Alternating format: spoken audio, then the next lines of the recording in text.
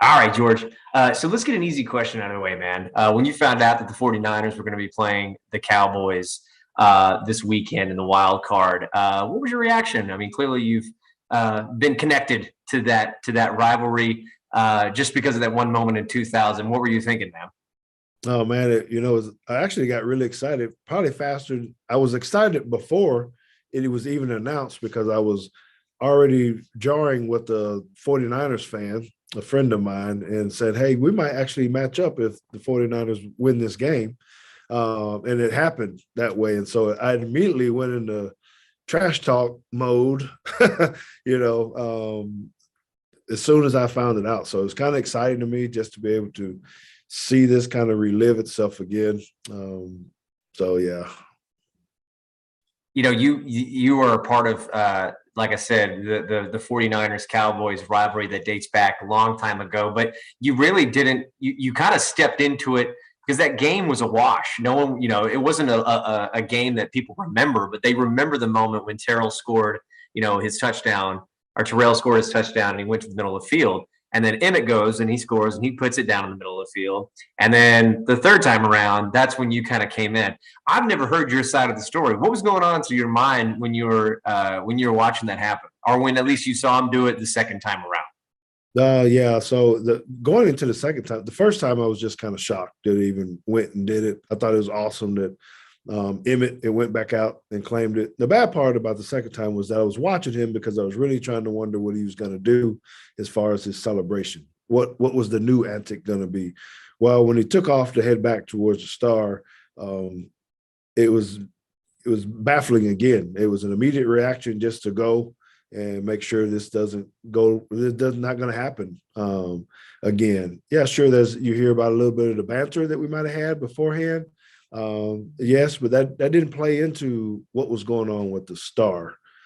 So as I've said, that star means a lot more than just a logo or just X's and O's. There's a lot of things that go into that for me that I wanted to protect. Walk me through the moments before you hit TO. Because if you've played football and you know you're about to earhole somebody who's not paying attention, it's almost like you're licking your chops. You're like, all right, this guy's never going to do this. I'm going to get a clean lick on him. What was going through your mind, like just those moments, those final steps before you hit him?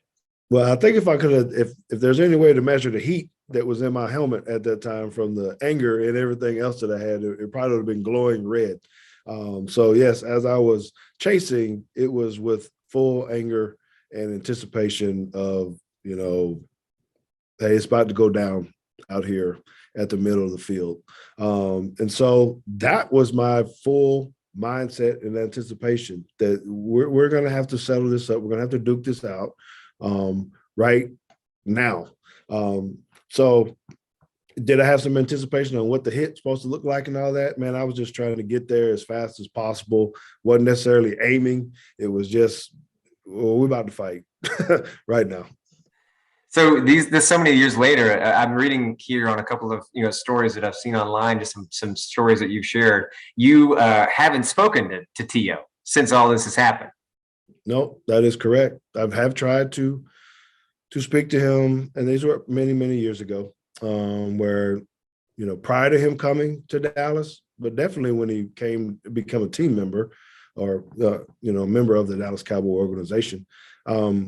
I tried to speak to him personally, face to face on the sideline at a game, and he wouldn't do it. So we're 22 years later, and we still have not had any conversations about anything whatsoever, and I don't anticipate it happening, at all now. I think you'll be just fine. Yes, sir. What were some of the things that your teammates said to you after that moment? Because it is unheard of for not just someone to go to the middle of a logo at a stadium and do what T.O. did, but for you to then respond. Because as I said, most NFL players these days, we don't see that type of, you can see people get in scuffles on the field, but we don't necessarily see teams standing up for, the brand of the team, probably like this moment, in 2000. What do you remember some of your teammates said to you whenever you got back on the sidelines? Yeah. So there was a few different scenarios, right? I think one was, you're crazy, why, why would you, it was more shock. I couldn't believe that you actually went and did that. The other side was, thank you for doing that. You're bold and you're brave. And I guess the funniest part is not really what the players said. It was really kind of what the coaching staff had said when they called me in the next day when I had to report to the meeting. So they actually said, hey, they called me in and said, hey, George, we really do appreciate what you did.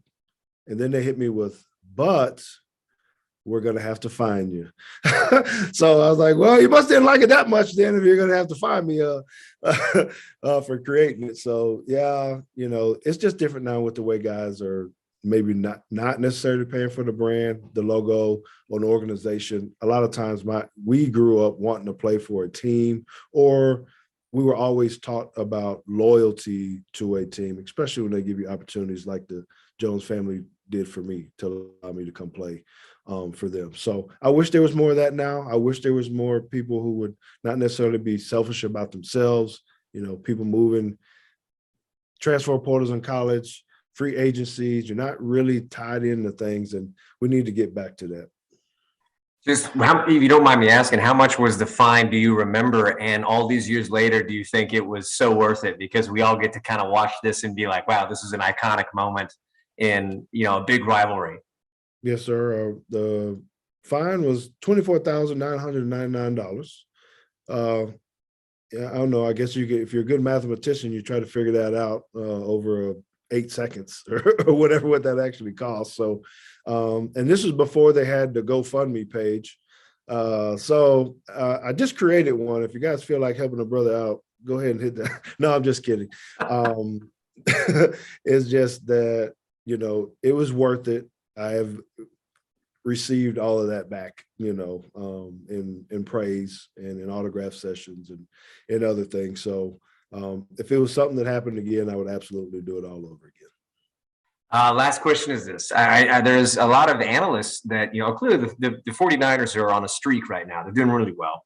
And there's a lot of analysts who are saying, hey, we're picking the Niners to upset the Cowboys in Arlington over the weekend. We think it could be a game where they show up and kind of step over the home, crowd advantage.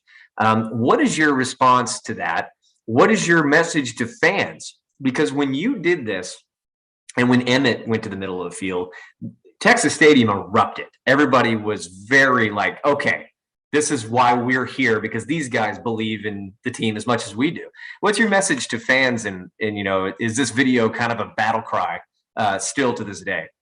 It is. My message or request would be, we know that the 49ers fans travel well, and we don't want a whole lot of red in there. So I've already been asking on Twitter and every other platform, don't sell your tickets to those people. Stay there, be in the game, and be the fans that those players need, because it needs to be loud. We need that competitive advantage from the people in the crowd, and we don't need it to be for the 49ers because these games are tough, regardless of how old the rivalry might be and all that kind of stuff. When you get into the playoffs, we need the fans to assist with that, knowing when to cheer, how to cheer, loud, being given the atmosphere, so those guys can be amped, ready to go and go win this game. Perfect.